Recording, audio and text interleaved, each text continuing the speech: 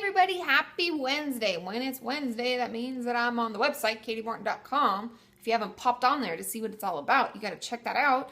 And also, I'm on YouTube. So if you asked your questions on yesterday's video using the hashtag KatiFAQ, I've found some and I've already answered some. So if you're wondering if your question got answered, you might want to go check it out and see if I did. And today I have 3 and a journal topic, so stay tuned until the end. And I am feeling a little bit better, but I'm still not 100%. So thank you for all your well wishes. I'm going to keep taking care of myself, right? We got to take care of ourselves, good self-care, because VidCon starts tomorrow. So if any of you are going to be there, let me know. Okay, question number 1. Hey, Kati, they're referring me to a psychoanalyst, and I'm so nervous, and no one answers my questions. What is it? Would I just talk, and the therapist would just sit and listen? How is it different from talk therapy or CBT, etc.? And they told me that I'll remember stuff from my childhood. How do they do that? Yeah, how do they do that, right? So this is a great question. And honestly, there aren't a lot of psychoanalysts or analysts. That's what they call the people who do psychoanalysis.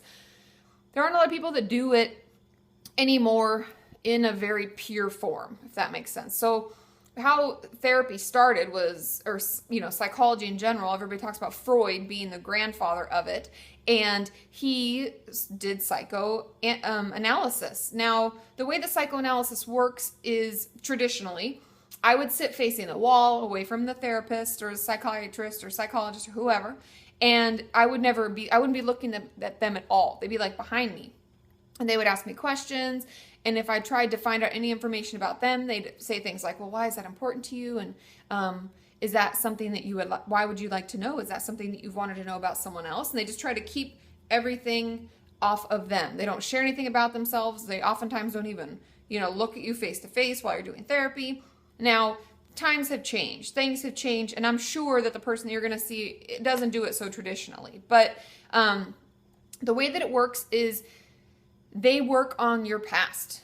The whole thought and basis of psychoanalysis is that we recapitulate or, make them happen again, issues that we dealt with in the past. So as a child, if we felt that things were really out of control for us and we had no way to make it better, we set ourselves up in our present day doing the same thing so that we have that same experience where things are really out of our control.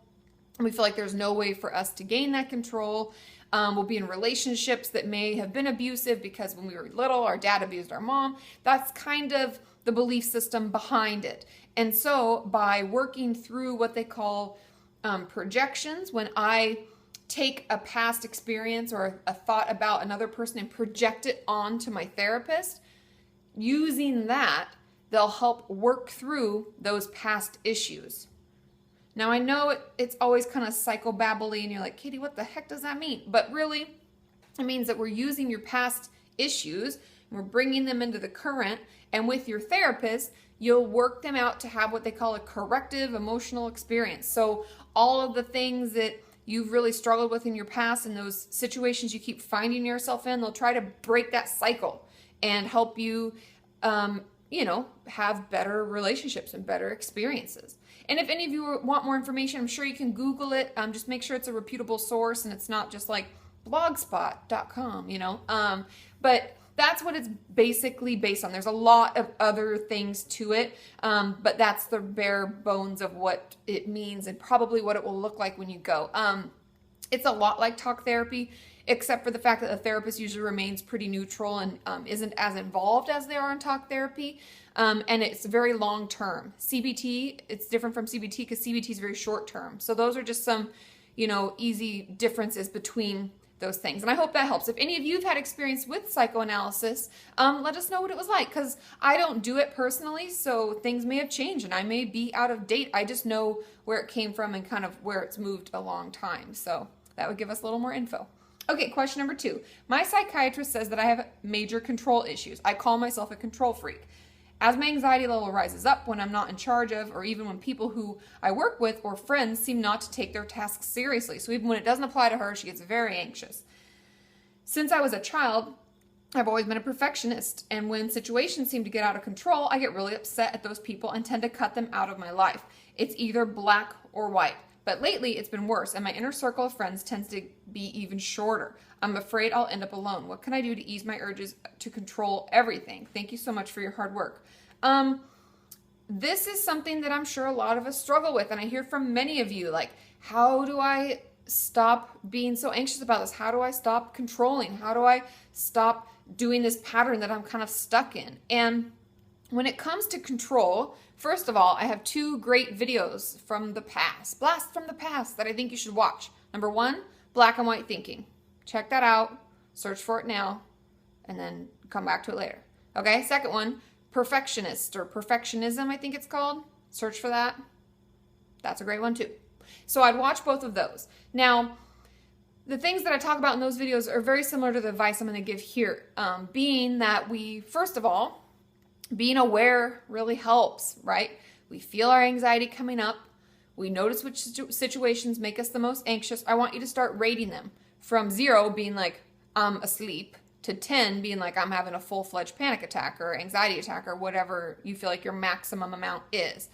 And then we're going to start changing with really small steps, right? We're going to let some things go. Like, one of my first ever followers made a video, or I don't know if it was a video or if it was pictures, but she blogged about how for most of the day she left the shampoos and lotions in her bathroom not labels facing out and all set the way that they're supposed to be, right? Supposed to be, as long as she could, right?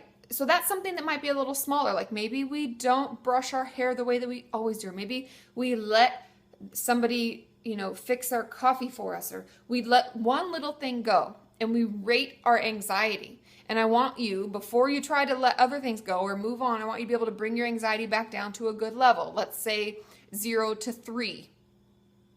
So we're going to do little things. We're going to let little things go, and we're going to calm ourselves. We're going to talk ourselves through it. I want you to have some mantras, maybe journal, ways to vent. We have to start with small things and progressively move up, where we're taking that thing that used to bring us to a 6, and now it only brings us to a 3. And that's progress. And I know it sounds like, holy shit, this is going to take a really long time, but it kind of does. We didn't get this way like, boom, overnight. It's something we've been doing for our whole life. So we have to start small, bring ourselves back down to a calm level, and then try again. So I would start making lists of the things that you feel like make you anxious. I would start making lists of the things that you feel like aren't quite as anxiety provoking, and we'll start entering into that where we try them, we bring our anxiety down. And if any of you have worked through it and you have some good tips on this, as always, leave your comments below. Now, question number 3. Recently, my friend has been telling me that I'm too attached to her, and this happened with an old friend as well. I'm scared that this friend is going to leave me like the other one did. I always end up getting too close. Is there a way to stop? I hear from many of you, like, how do I stop getting so attached? I just feel so attached. I think the most important thing for us to do is recognize that we're doing it. I know that sounds really silly, and you're like, but Katie, she clearly already does. She asked the question. But this is for many of you who've already asked me about this, because I got a lot of questions like this recently. I want you to start noticing. Notice how often you want to spend time. Notice how often other people seem to be spending time. Notice how often you text, how often you call, how often you need to get together, how often you want to know what they're doing, how often you stalk them on social media. I don't know. Just start being aware. Because we don't really know where to start with stopping this issue if we don't know where we're at. So start paying attention. Start paying attention to other people. Be an observer of relationships. It's kind of helpful to see how other people interact, especially if we think that we're doing something that may be a little outside the norm. But we're all different, so it's good to kind of watch that. So I would take some time and do that. Pay attention to how much you're doing. Pay attention to how much other people are doing. And from there, we're going to have to start small, just like in the question before. When we think we need a call or we need to see them or we have to be around them, maybe we should put it off for a little bit. Maybe we wait 30 minutes before we text. Maybe we rethink that. And then when this is happening, you may get really anxious. You may get really upset. It may bring a lot of things out. And I want you to journal about it. I want you to maybe vlog about it and link it to my video and let me know that you're working on this, because this is something that's going to take time. Oftentimes, like I've said in another video, we have this because we're looking for that connection. We need that person in our life that is there and supportive and loving. And that's why we're so attached, because we're looking for that person. But we have to start small, and we have to learn what's normal for us and what will feel okay. And we can always compromise. And I would encourage you, if you're open to it, because sounds like your friend is talking to you about it, express how important they are to you and that you're working on it. You're trying to learn. And they can set some boundaries with you. Say, what is too much and how can I work with you to make it more normal? I really struggle with this and I don't know why. And be as open and honest as you can, because if they're a true friend, they'll be willing to work with you on this. So stay with it, start small, and journal about it. Let me know how you're doing. And if any of you have worked through this or have a therapist working with you on it, let me know. Now, the journal topic today is something that I really like for my clients, and I think some of us are feeling kind of stuck. And so the question is, I'm just going to read you what I wrote. Is there something that you're stuck on, something you always find yourself struggling with or going back to work through yet again? Let's make a collage about it. What if we did?